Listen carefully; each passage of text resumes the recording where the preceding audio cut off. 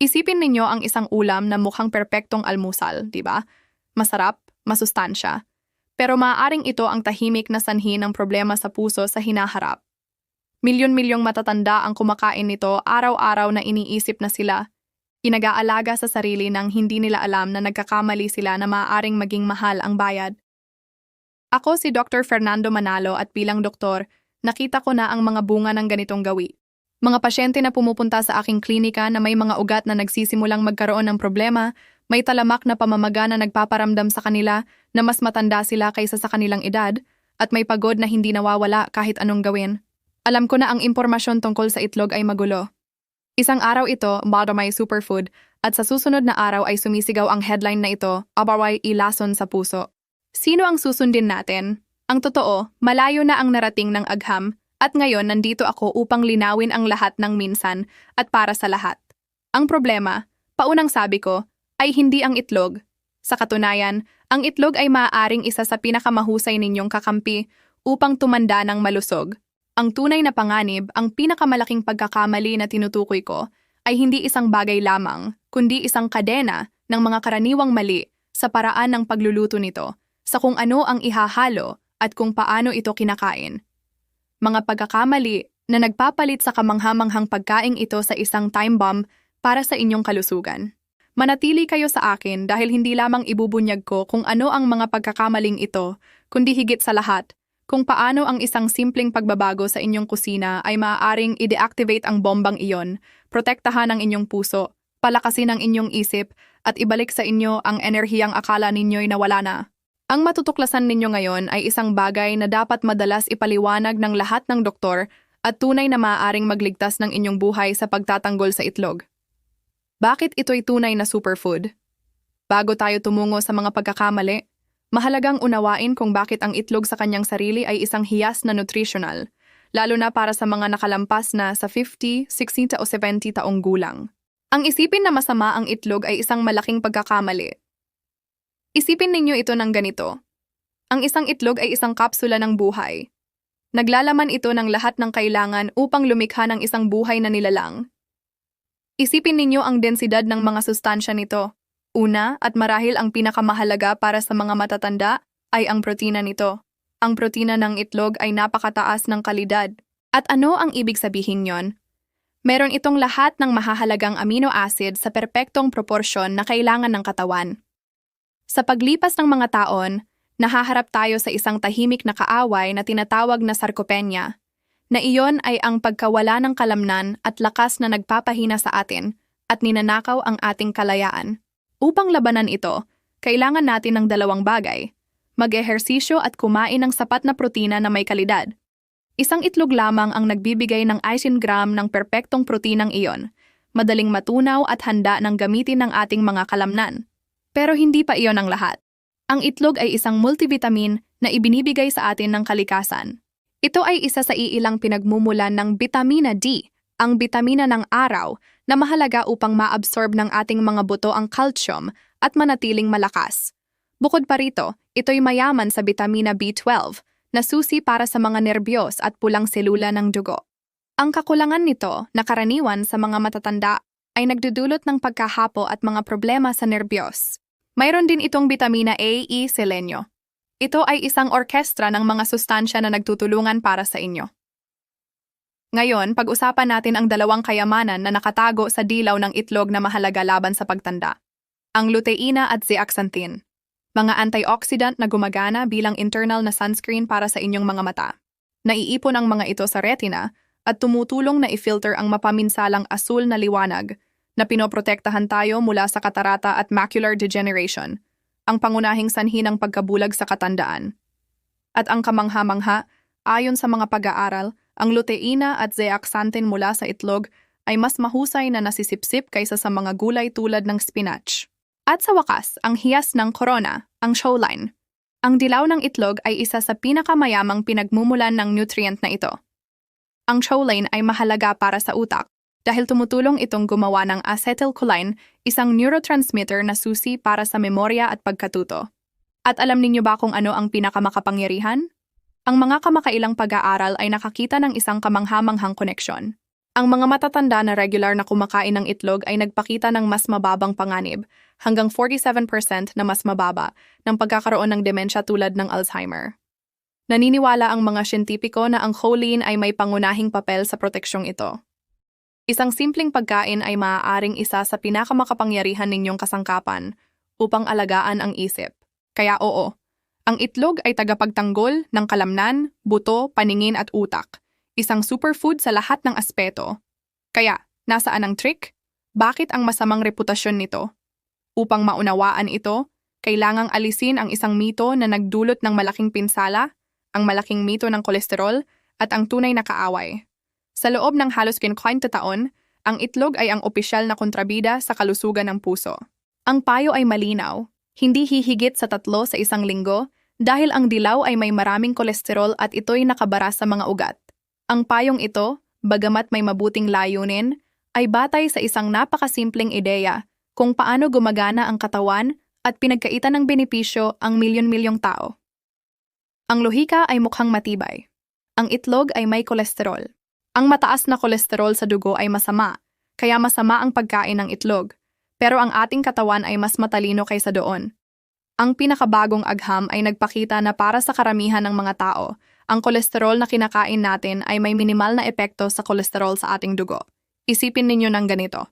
Ang inyong atay ay gumagawa ng halos 80% ng kolesterol na kailangan nito dahil ito ay mahalaga sa paggawa ng mga selula, hormone at vitamina D. Ang atay ay may sistema ng sariling regulasyon. Kung kumain kayo ng mas maraming kolesterol, ito'y gumagawa lamang ng mas kaunti. Ngayon, totoo na ang isang maliit na porsyento ng populasyon ay hyper-responders at dapat mag-ingat ng higit pa. Pero hindi ito ang karaniwan. Ang tunay na mga may kasalanan na nag-uutos sa inyong atay na gumawa ng masamang cholesterol, LDL, ay iba pa, ang sobrang saturated fats at lalo na ang artificial trans fats. Makikita ninyo ang mga iyon sa pritong pagkain, industrial baked goods at maraming ultra-processed na pagkain. Ang mga pagkaing iyon ang tunay na nagpapasiklab ng pamamaga, hindi ang simpleng itlog, no? Ang malalaking pag-aaral tulad ng Pure Study na sumunod sa mahigit 146,000 tao ay hindi nakakita ng anumang ugnayan sa pagitan ng pagkain ng isang itlog sa isang araw at pagkakaroon ng mas maraming atake sa puso o problema sa puso. Kaya, kung hindi ang kolesterol, ano ba ang tinutukoy na pagkakamali? Narito ang susi. Ang problema ay hindi kailanman ang itlog. Ang problema ay kung ano ang ginagawa natin sa itlog at kung ano ang pinagsasama nito. Ang itlog ay parang isang mabuting kaibigan, pero kung lagi ninyong dinala ang kaibigang iyon sa mapanganib na lugar at pinagsama sa masasamang kasama, ang resulta ay sakuna. Ang tunay na mga kaaway ay ang oksidasyon at pamamaga na nililikha natin sa kusina. Ang kolesterol sa dilaw ng itlog sa kanyang sarili ay hindi masyadong mapanganib. Pero kapag inihaw natin ito sa mataas na temperatura gamit ang mahinang langis, ito'y na-oxidize at ang oxidized cholesterol ay mapanganib. Ito ay isang nasirang molekula na malagkit at dumidikit sa mga ugat. Ang pangalawang kaaway ay ang kasama, ang klasikong ulam ng itlog na may bacon, sausage o ham. Ang mga processed meat na iyon ay bomba ng saturated fats, sobrang asin na masama sa presyo ng dugo, at mga preservative tulad ng nitrates na sa init ay maaaring maging posibleng sanhi ng cancer. Ang ulam na iyon na tradisyonal ay isang perpektong bagyo ng pamamaga para sa inyong mga ugat.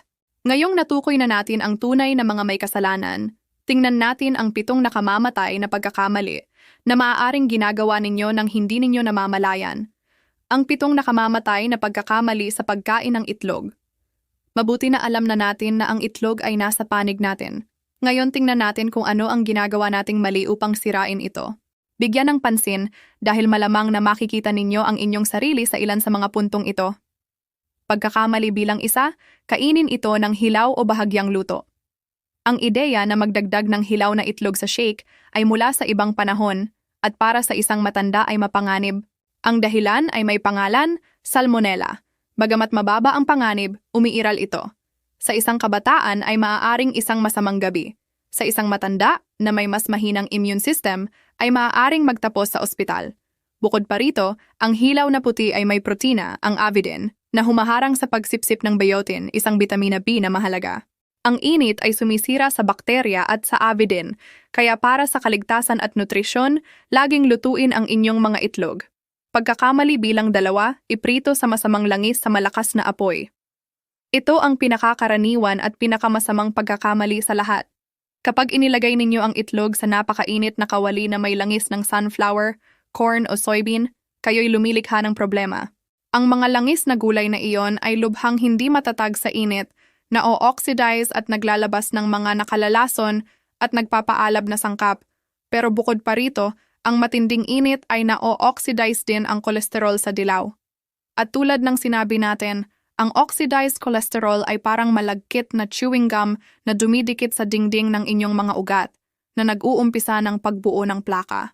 Ang pagprito ng itlog sa ganitong paraan ay literal na paggawa ng mapanganib na chewing gum sa inyong sariling kusina.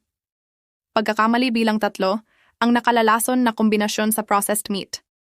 Ang sikat na almusal ng itlog na may tosino o longganisa.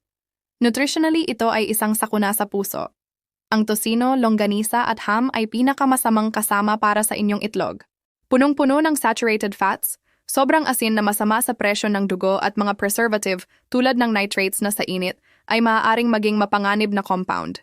Ang ulam na iyon na klasiko ay isang perpektong bagyo ng pamamaga para sa inyong mga ugat. Pagkakamali bilang 4, ilagay sa pinto ng refrigerator. Halos lahat ng refrigerator ay may egg tray sa pinto.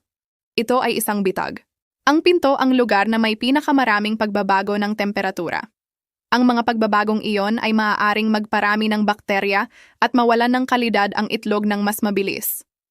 Ang tamang lugar ay sa orihinal na karton nito, sa isa sa mga panloob na shelf ng ref, kung saan ang lamig ay pare-pareho. Pagkakamali bilang 5, hugasan bago ilagay. Mukhang malinis, pero pagkakamali. Ang balat ng itlog ay may invisible na protective layer, ang cuticle, na tinatakpan ng mga butas nito at pinipigilan ang pagpasok ng bakterya. Kung huhugasan ninyo, inaalis ninyo ang hadlang na iyon. Kung may nakikitang dumi ang itlog, punasan ng tuyong tela o hugasan lamang bago lutuin, hindi bago ilagay. Pagkakamali bilang 6, sobrang lutuin ang dilaw. Nakita na ba ninyo ang kulay abo-berde na singsing sa paligid ng dilaw ng hard-boiled egg? Ito ang senyales na sobra sa pagluluto. Hindi ito nakakalason, pero nagpapahiwatig na ang sobrang init ay nakasira sa ilan sa pinakamahalagang sustansya sa dilaw tulad ng choline at mga antioxidant. Bukod pa rito, tulad ng nakita na natin, ang sobrang init ay nagpo-promote ng oksidasyon. Ang tuyo at buhangin na dilaw ay isang dilaw na nawalan ng bahagi ng kanyang mahika. Pagkakamali bilang 7, huwag pansinin ang freshness. Ang lumang itlog ay hindi lamang mas masama ang lasa at texture, kundi nawalan na rin ng nutritional quality at may mas mataas na panganib na kontaminado. May isang siguradong trick, ang water glass test. Ilagay ang itlog sa tubig. Kung lumubog at manatiling nakahiga, napakabago. Kung tumayo sa ilalim, may ilang linggo na, pero pwede pa kainin kung lubusang luto. Kung lumutang itapon, nangangahulugan na luma na at hindi sulit ang panganib. Ang mga gintong patakaran, ang tamang at masarap na paraan ng pagkain ng itlog. Kilala na natin ang mga pagkakamali, ngayon puntahan natin ang maganda. Paano natin tinatamasa ang superfood na ito nang hindi nahuhulog sa mga bitag? Ang solusyon ay simple at batay sa 2 haligi. Lutuin ng banayad at samahan ng matalino. Ang ideal na paraan ng pagluluto, banayad sa lahat. Kalimutan ang mga pritong bagay. Ang pinakamahusay na pamamaraan upang protektahan ang mga sustansya ay pinakuluang o soft-boiled. Ito ang between na pamamaraan. Ang itlog ay niluluto sa kanyang balat, protektado mula sa oksidasyon. Para sa perpektong hard-boiled egg, ilagay sa malamig na tubig, pakuluan, patayin ang apoy, takpan ang kaldero at hintayin ang 10 minuto. Pagkatapos ay ilagay sa mangkok na may yelo upang ihinto ang pagluluto at maiwasan ang gray ring. Poached o escalfado, isang kahanga-hanga. Ang itlog ay niluluto sa mainit na tubig ng walang karagdagang taba. Ang resulta, malambot na puti at malapot at creamy na dilaw na puno ng sustansya sa mahinang apoy. Siyempre maaari kayong gumawa ng scrambled. Ang lihim ay ang mahinang apoy. Gamitin ang kawali sa mahinang apoy na may kaunting malusog na taba tulad ng extra virgin olive oil. Haluin ng banayad hanggang maging creamy nang hindi nagkakayumang o nasusunog. Ang matalinong kasama, ang perpektong ulam. Dito nagiging magic. Sa halip na processed meat, palibutan ang inyong mga itlog ng kulay at buhay. Isipin ang mga kombinasyong ito. Ang almusal na tagapagtanggol ng utak, 2 scrambled egg sa mahinang apoy na may olive oil, 1 dakot ng ginisa na spinach at kalahating avocado. Ang choline mula sa itlog, malusog na taba mula sa avocado, at sustansya mula sa spinach ay perpektong trio para sa inyong isip. Ang tanghalian na tagapagtanggol ng puso, 1 masarap na ensalada na may gulay, kamatis, pipino, at 2 hiniwang hard-boiled egg. Lagyan ng extra virgin olive oil at calamansi. Magaan, nakakabusog at puno ng fiber at antioxidant. Ang merienda na tagapagpabalik ng lakas, 1 simpleng hard-boiled egg pagkatapos maglakad o mag-ehersisyo.